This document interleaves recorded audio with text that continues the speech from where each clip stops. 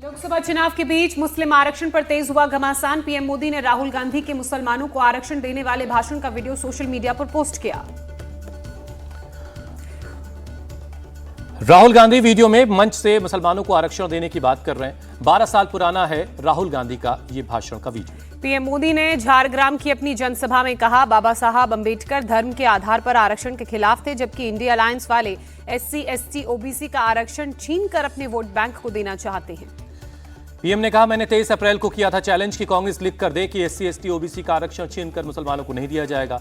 27 दिन हो गए, कांग्रेस के मुंह पर ताला लगा है। राहुल गांधी का वीडियो जारी करने के बाद पीएम मोदी ने ऐलान कर कहा, वो हर दिन इंडिया अलायंस के चेहरे से नकाब उतारेंगे।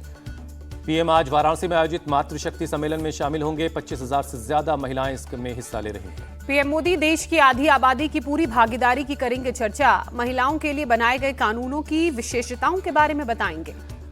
संपूर्णानंद विश्वविद्यालय में शाम 5 बजे से 7 बजे तक होगा मातृशक्ति सम्मेलन का आयोजन। पीएम मोदी और सीएम योगी शाम 5:30 बजे सम्मेलन में शामिल होंगे। मातृशक्ति सम्मेलन मंच संचालन से लेकर पूरी जिम्मेदारी संगठन की महिलाओं ने संभाली। 25,000 महिलाओं को घर घर जाकर दिया गया न्योता।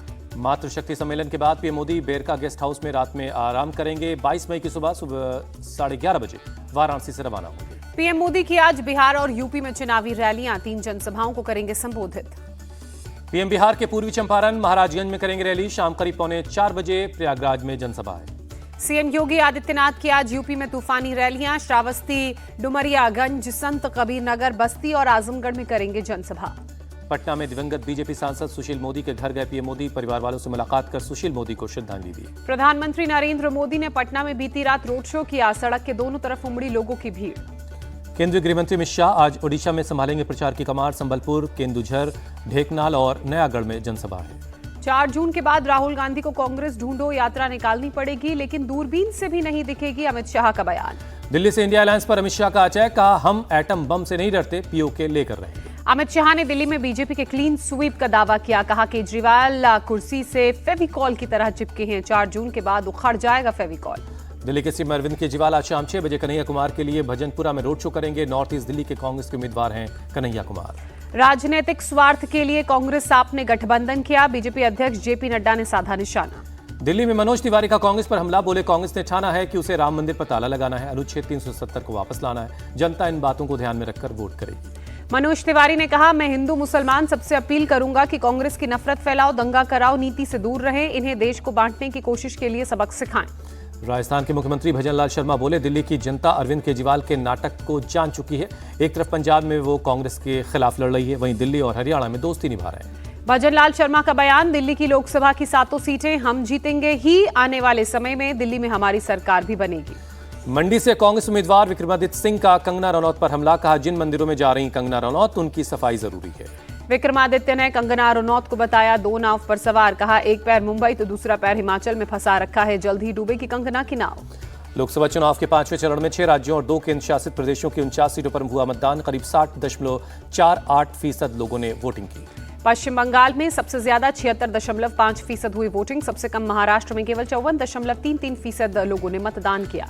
बिहार में करीब 55%, यूपी में करीब 58%, जबकि ओडिशा में 69% और झारखंड में 63% लोगों ने मतदान किया। जम्मू कश्मीर के बारामूला में 58.17% वोटिंग का बना रिकॉर्ड, जबकि लद्दाख में करीब 70% लोगों ने मताधिकार का इस्तेमाल किया। बारामूला में वोटिंग से खुश उमर अब्दुल्ला, कहा भारी संख्या में युवाओं ने मतदान किया है। मुंबई के बोरीवली में EVM खराब होने की शिकायत मिली, लोगों को घंटों करना पड़ा इंतजार। EVM के खराब होने पर उद्धव ठाकरे का प्रशासन पर हमला, कहा जहां भी हमें बढ़त मिली वहां मशीनें बंद कर दी गई। उद्धव ठाकरे ने चुनाव आयोग पर धांधली का आरोप लगाया। जिन केंद्रों पर महाविकास अघाड़ी के पक्ष में ज्यादा वोटिंग होने थी, वहां जानबूझकर देरी की गई ताकि मतदान का प्रतिशत कम हो।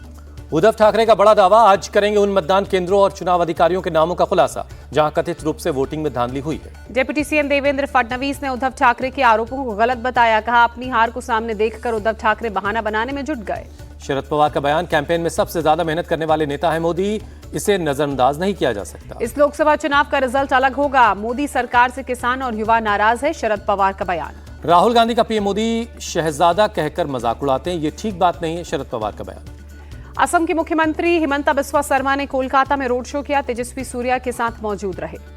झारखंड के हजारीबाग में मतदान का बहिष्कार, पुल की मांग पूरी न होने पर कुसुम्भा गांव के लोगों ने वोट नहीं किया। आरजेडी नेता तेजस्वी यादव ने पीएम मोदी पर साधा निशाना, कहा उन्होंने बेरोजगारी महंगाई बढ़ा दी है, जनता उनको हटाना चाहती है।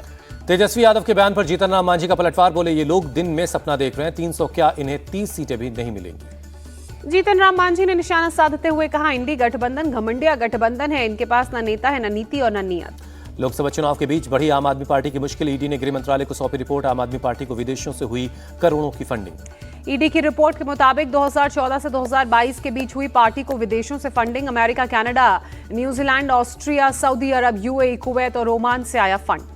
ईडी के मुताबिक आपने फंड देने वालों की पहचान छिपाई, कई डोनर्स ने आपको पैसा देने के लिए एक ही पासपोर्ट नंबर, क्रेडिट कार्ड और ईमेल आईडी का इस्तेमाल किया। झारखंड के पूर्व सीएम हेमंत सोरेन की जमानत याचिका पर आज सुप्रीम कोर्ट में सुनवाई। हेमंत सोरेन ने चुनाव प्रचार के लिए मांगी है अंतरिम जमानत। हेमंत सोरेन की याचिका के खिलाफ ईडी ने दाखिल किया हलफनामा, लिखा चुनाव प्रचार ना तो मौलिक अधिकार है, ना ही संवैधानिक और ना ही ये कानूनी अधिकार है।